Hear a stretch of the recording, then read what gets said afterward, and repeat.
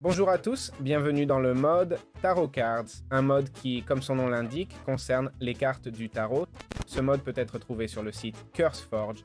Comme vous voyez, il s'appelle Tarot Cards, compte 4 millions d'utilisateurs, créé il y a 3 ans et mis à jour il y a 10 mois. C'est assez curieux qu'il ait 4 millions d'utilisateurs, avec si peu d'éléments. C'est un petit mode qu'on va expliquer rapidement avec peu de mécanique, mais celles qu'il a sont uniques. C'est pourquoi il est si populaire.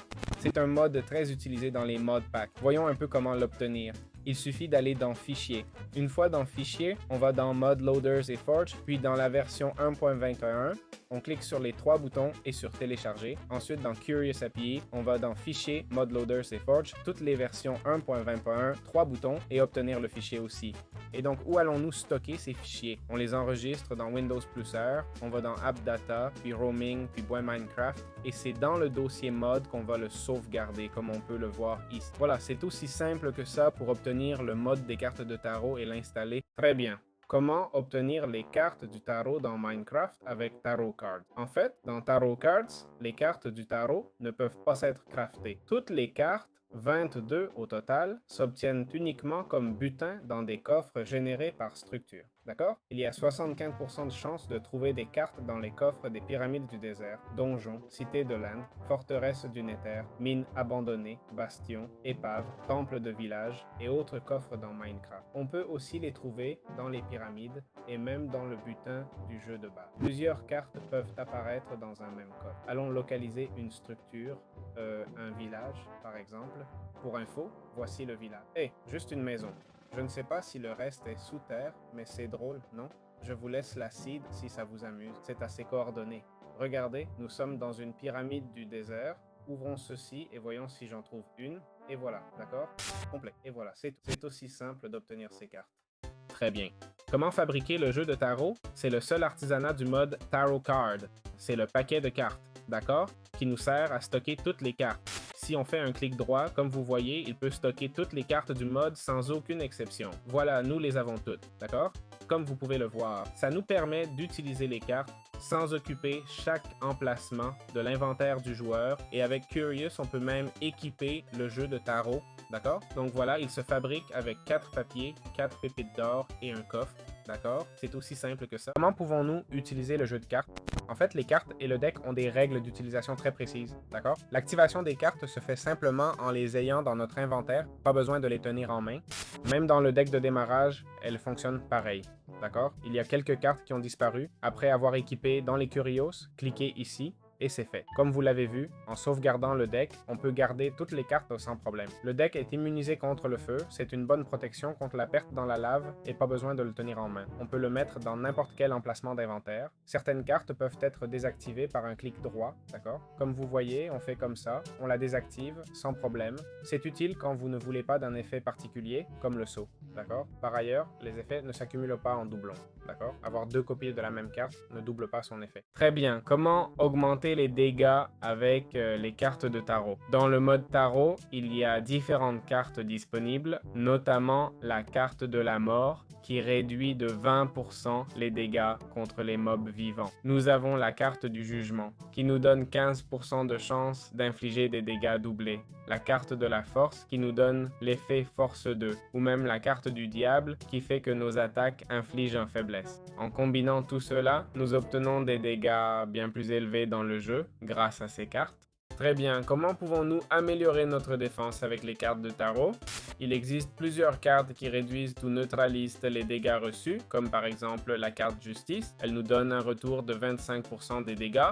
Nous avons aussi la carte de l'ermite qui nous donne plus 10 d'armure quand on est éloigné des alliés. Parfait si vous jouez en solo, d'accord? Le soleil qui nous donne 25% de vie de base et aussi la tour qui nous donne une immunité totale aux dégâts de chute. Nous avons celle de Wild qui applique un ralentissement de niveau 4 aux monstres proches.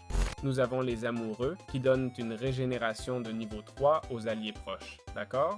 Voilà, avec toute cette combinaison, vous pouvez vous faire une idée, mais on évite énormément de dégâts. C'est vrai qu'on n'a pas vu de résistance au feu ou autre, mais clairement, on commence à être assez puissant. Comment optimiser la fin avec les cartes de tarot? Et le contrôle de la faim est la clé de la survie, d'accord? Et les cartes de tarot nous offrent évidemment plusieurs outils pour cela. La première carte est celle de la tempérance, d'accord? Celle-ci va nous donner une réduction de 25% de la faim. On a aussi l'impératrice qui dit qu'à proximité des animaux, les bébés grandissent plus vite, d'accord? De cette façon, on pourrait être en train de, faciliter aussi l'obtention de nourriture. Comment pouvons-nous améliorer la mobilité dans Minecraft avec les cartes de tarot? Une fois qu'on a augmenté notre force, notre vie, notre défense et même réduit notre faim, c'est logique de vouloir maintenant améliorer notre mobilité. Comme vous voyez, j'ai vitesse 2 et saut 3 ou 4, d'accord? Donc en gros, nous avons différentes cartes. La première est la Charo qui nous donne 20% de vitesse. Ensuite, nous avons Full qui nous donne Jump Boost 3. Nous avons Star qui donne 50% de portée en plus, imaginez. Nous avons aussi la Tower que j'ai déjà mentionné qui annule 100% des dégâts, d'accord? Ainsi, on peut améliorer nos capacités de mobilité en cherchant ces types de cartes, compris? Alors, dites-moi que c'est du sable. Non, il devait y avoir un spectacle, mais je crois que non, pas de spectacle. Et d'après ce que je vois, il y en a qui donnent aussi l'effet de « il en manque un, ils disparaissent ». C'est un bug, je pense. Non, j'en suis presque sûr. Il y en a un qui donne vision nocturne. La carte Moon donne vision nocturne. Ok, voilà, c'est tout. Très bien. Comment monter de niveau et gagner de l'expérience plus facilement avec les cartes de tarot? Il y a plusieurs cartes conçues pour ça, comme le Hiérophante qui nous donne 150% d'expérience en plus et le Pendu qui nous donne 50% des dégâts reçus, c'est-à-dire 50% des dégâts que tu reçois seront convertis en expérience. Imaginez une ferme dédiée à ça, comment feriez-vous? Bien sûr, le truc amusant serait de prendre beaucoup de dégâts et de les absorber avec une armure, non?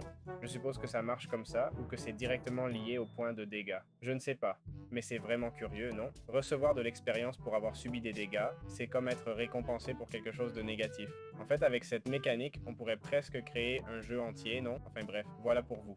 Comment améliorer les enchantements dans Minecraft avec la Star of Car? L'un des effets les plus puissants de la Star of Car est la High Priestess, qui améliore essentiellement nos livres d'enchantement avec l'expérience. C'est-à-dire, tu places un livre enchanté de protection niveau 1 dans l'inventaire et des niveaux s'ajoutent, d'accord? Si tu as des niveaux disponibles, la carte les consomme automatiquement et le livre passe de protection 1 à protection 4. Bon, voyons voir. Et la carte était, si tu as des niveaux, tu vois? Pour l'instant, je n'ai pas de niveau. Voilà, là, il a consommé les niveaux, ok? Je ne sais pas si on doit tenir le livre en main. Il est déjà au niveau maximum. Je vais tester, je ne sais pas si je dois tenir le livre en main ou s'il le fait directement. Voilà, on l'a, ça me donne beaucoup d'expérience. Il ne la consomme pas jusqu'à ce que je mette le livre en main, puis il monte de niveau, ok? Donc voilà, c'est tout, plutôt cool.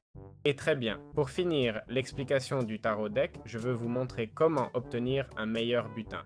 Il me manque cette petite carte qui n'est autre que la roue de la fortune, qui nous donne plus 3 de chance en permanence et nous offre un meilleur butin dans les coffres et une plus grande probabilité de trouver les cartes du mode. Si tu trouves cette carte en premier, t'as gagné le jackpot, car ça signifie que le prochain coffre a de fortes chances de générer une autre carte ou un meilleur équipement. Je crois avoir déjà présenté toutes les cartes. La carte tarot te donne force 2, celle de force te donne force 2, je l'ai déjà mentionné. Il y a l'empereur qui donne héros du village 3, celle-là je l'avais oubliée. Et puis la lune qui donne vision nocturne. Ah, le magicien qui empêche les objets en or de se casser. Pas très utile, mais intéressant pour aller au Nether avec des objets en or. Rappelez-vous que ce mode est sorti il y a 3 ans, quand la mise à jour du Nether était récente. Voilà, j'ai couvert toutes les cartes. J'espère que ce guide vous a plu. Comme je l'ai dit, c'est un petit mode et on se retrouve dans les prochaines vidéos. Ciao, ciao.